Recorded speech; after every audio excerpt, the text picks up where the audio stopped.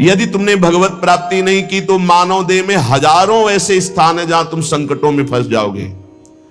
हजारों सैकड़ों स्थान है जो तुम्हें शोक मग्न कर देंगे। प्रतिदिन तुमसे ऐसे कर्म बनेंगे जो तुम्हारी दुर्गति करा देंगे। इसलिए भगवत प्रेमी महात्माओं का संग करके इसी जन्म में इस मनुष्य शरीर को प्राप्त करके यदि परब्रह्म परमात्मा भगवत तत्व को जान लिया, पा लिया, तो सब पापों से, सब शोकों से, सब दुखों से मुक्त हो गए और तुम बहुत कुशल और धन्यवाद। और यदि इस शरीर के रहते नाचेदिहा वेदिन महति विनष्टे, इस शरीर के रहते रहते तुमने भगवत प्राप्ति नहीं की, उस ब्रह्म तत्व को नहीं जाना, तो तुमने अपना सर्वस्व विनाश कर लिया। ये वेद कहता है। सोचो बुद्धिमान पुरुषों, सोचो तुम्हारे जीवन का लक्ष्य भगवत प्राप्ति है। यदि भगवत प्राप्ति कर ली, ई चेद वेदी दथ सत्यमस्ति, यदि तुमने उस परम सत्य को पा लिया, जान लिया, तो बहुत कुशल हो, धन्यवाद, तुम्हारा परम मंगल हो गया। यदि भगवत प्राप्ति शरीर रहते हुए नहीं की, ना चेदिहा वेदिन महते विनष्टि, बहुत बड़ी हानि हो गई, तुमने अपना सर्वनाश कर लिया, कुछ नहीं तेरे पास है। सोचो ऐ बुद्धिमान, तुम्हारे को बुद्धि मिली, सोचो परम पुरुष परमात्मा की प्राप्ति अमृत स्वरूप है, इस जन्म में उसको प्राप्त कर लो। वो परमात्मा कैसा है? वेद कहता है वह परमात्मा एक है, दो नहीं। ये जितना अलग अलग मेड़ बंधी, वो सब मेरे ही प्रभु के नाम है, मेरे ही प्रभु के संप्रदाय है, मेरे ही प्रभु की आराधना, कोई और नहीं। हम किसी और की आराधना नहीं करते, ध्यान रखना। हमें किसी और की कृपा की आकांक्षा नहीं है। यहां जो भी हो रहा है यंत्रवत हो रहा, मेरी स्वामिनी जी करवा रही। और जो नाम रूप लीला धाम प्रभु का एक भी अंग स्वीकार किए है, वो मेरा गुरु है, वो मेरा परम पूज्य है।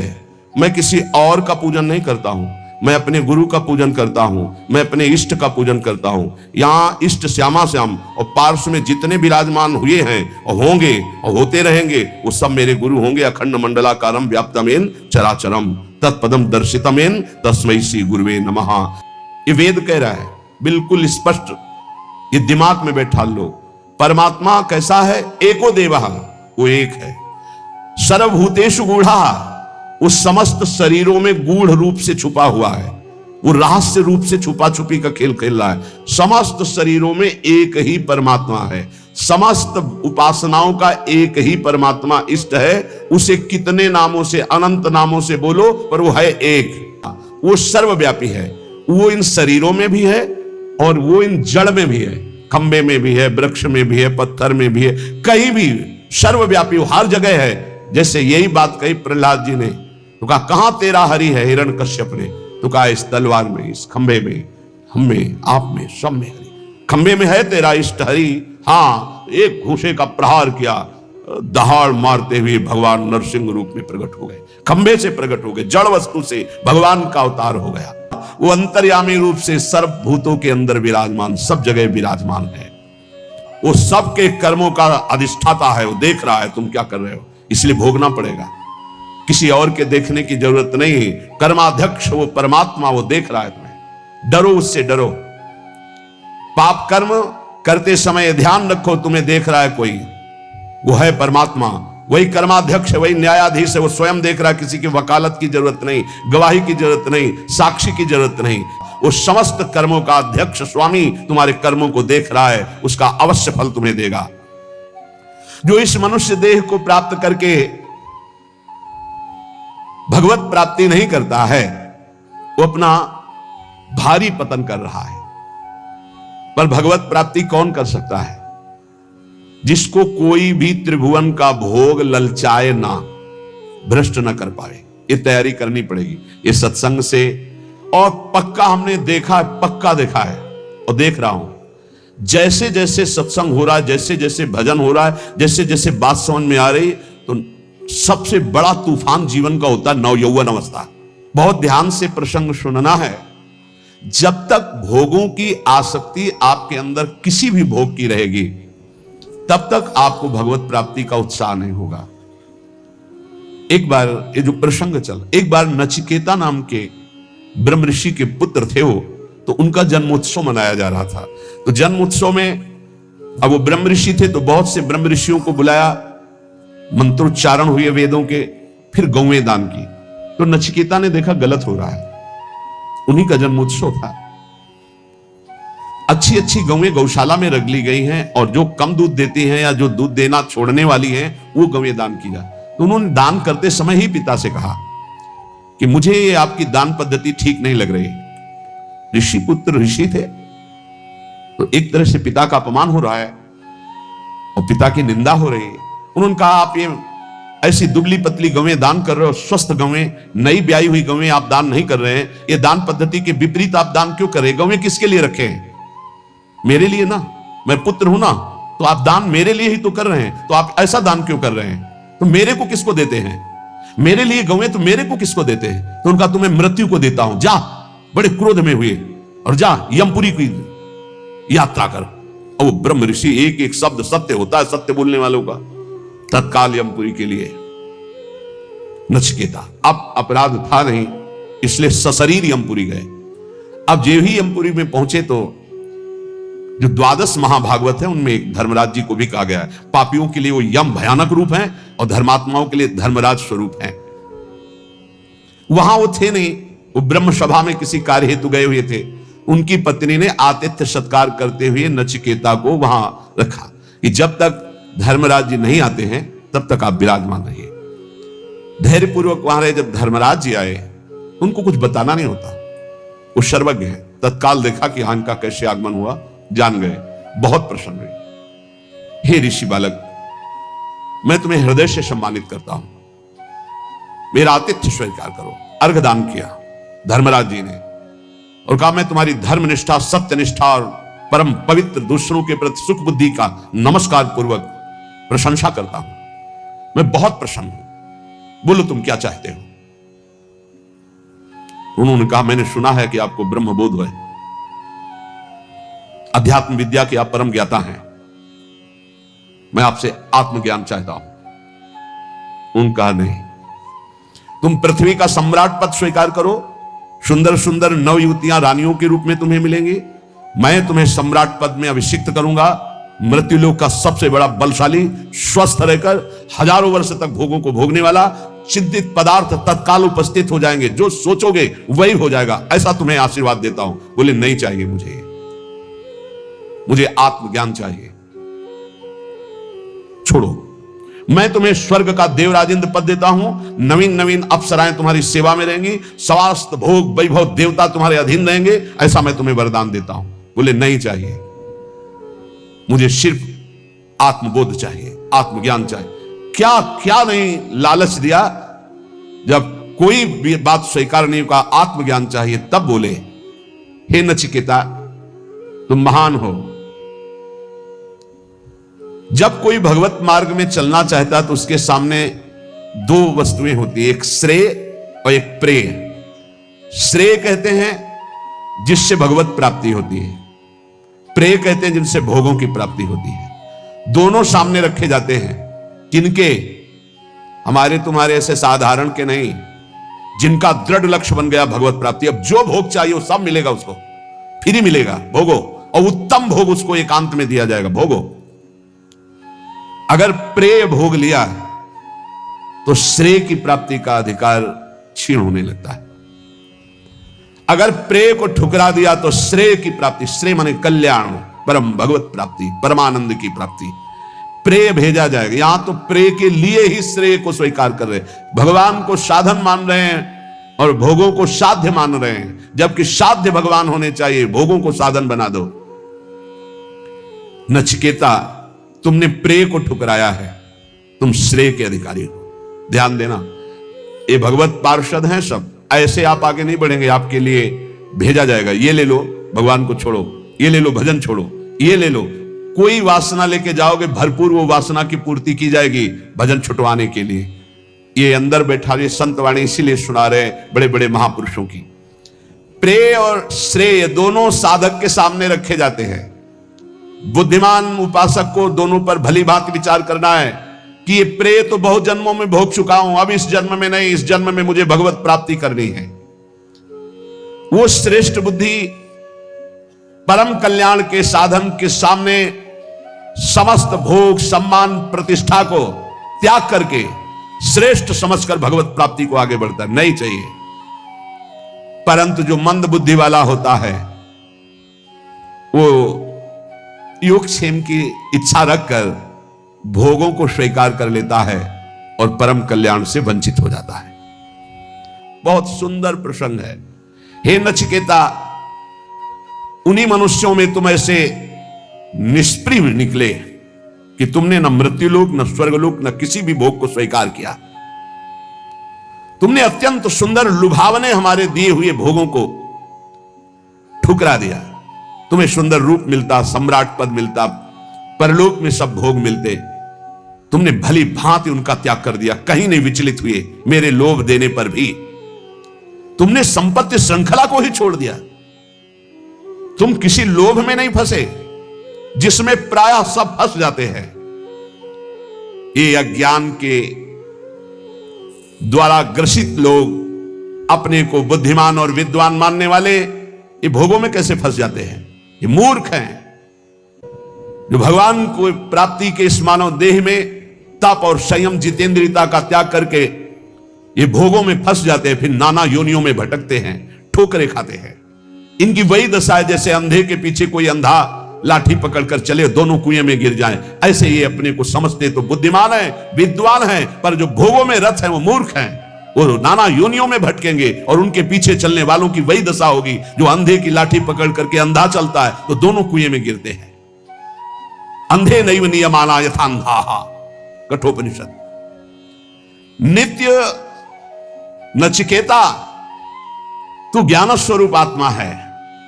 उपदेश करने का जब सब भोगों से नकार दिया, नहीं चाहिए मुझे आत्मज्ञान चाहिए। ए नचिकेता, तो नित्य ज्ञान स्वरूप आत्मा है। न तेरा जन्म है न तेरा मरना है, न तेरा किसी से जन्म हुआ है न किसी से तेरी मृत्यु होगी। ना तू किसी का कार्य है ना तू किसी का कारण है। तू अजन्मा है, नित्य है, एक रस रहने वाला पुरातन आत्मा है जो न कभी क्षय को प्राप्त होता है न वृद्धि को प्राप्त होता है। ये तेरा शरीर, ये शरीर नाशवान है, ये नष्ट हो जाएगा। तू अजन्मा है, एक रस है। ये परब्रह्म परमात्म तत्व का बोध ना प्रवचन से मिलता है, ना बहुत मेधया बुद्धिमानी से मिलता है, ना बहुना श्रुतेन बहुत सुनने से मिलता है।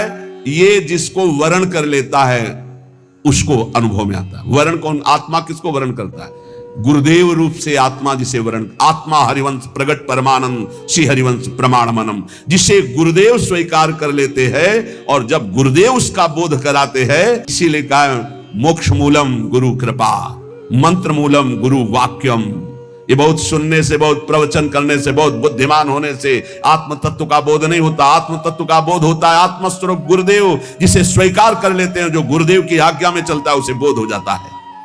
वो परमात्मा उसको स्वीकार कर लेता है, उसके हृदय में अपने आप को प्रकाशित कर देता है। मोक्ष मूलम गुरु कृपा। हे नचिकेता, सूक्ष्म बुद्धि के द्वारा भी उस आत्म तत्व को नहीं जाना जा सकता, क्योंकि वो बुद्धि के जानने में आने वाला तत्व नहीं है।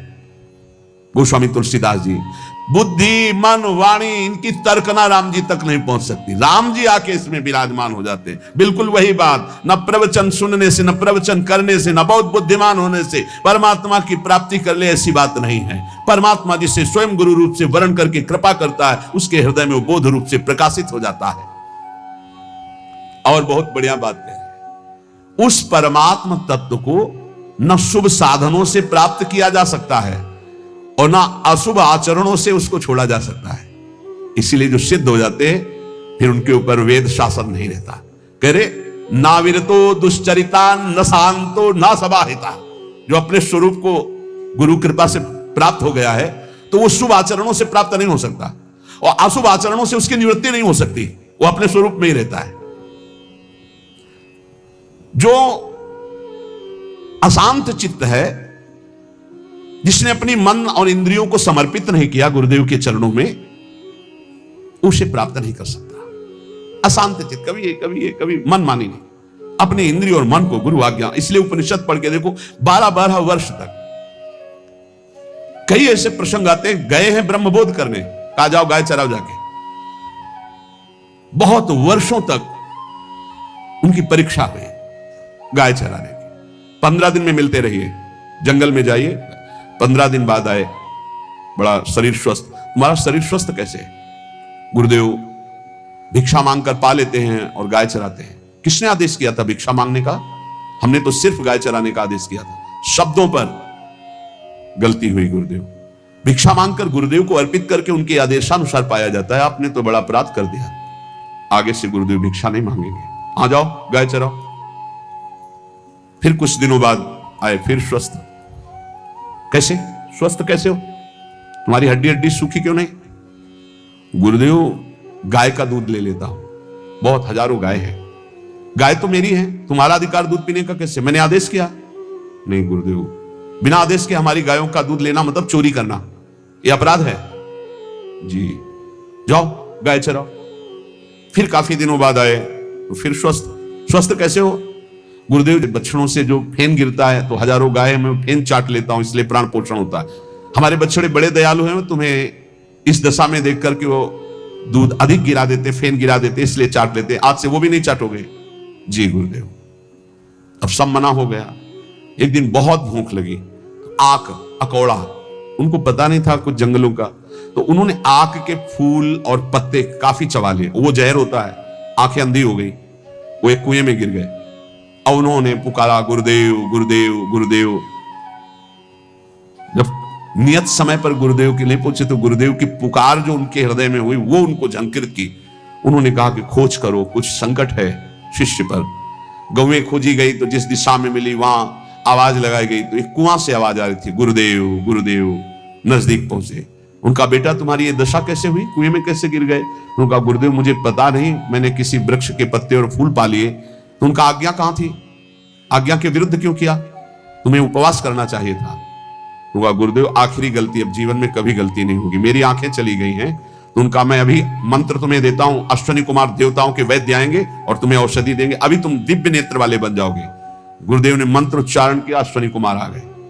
अश्विनी कुमारों ने कुएं की रचना की और कहा इसे पाओ। बोले कदापि नहीं, बहुत त्रुटि हो गई। आप जब तक गुरुदेव आदेश नहीं करेंगे तब तक जबान में कुछ नहीं रखूंगा। गुरुदेव ने कहा पा लीजिए, हमारी ही आज्ञा से सब हो रहा है। तो उन्होंने जो ही पुआ पाया, दिव्य नेत्र उनके जागृत हो गए, बाहर आए। गुरुदेव ने हृदय से लगाया, जो ही हृदय से लगाया चारों वेदों का ज्ञान अपने आप हो गया, कभी पढ़ाना नहीं पड़ा। गुरु कृपा ही केवलम। जो अकेला एक अनंत ब्रह्मांडों में, अनंत भूतों में, अनंत शक्तियों में अपनी शक्ति का संचार करता है, वो सबका शासक एक ईश्वर है।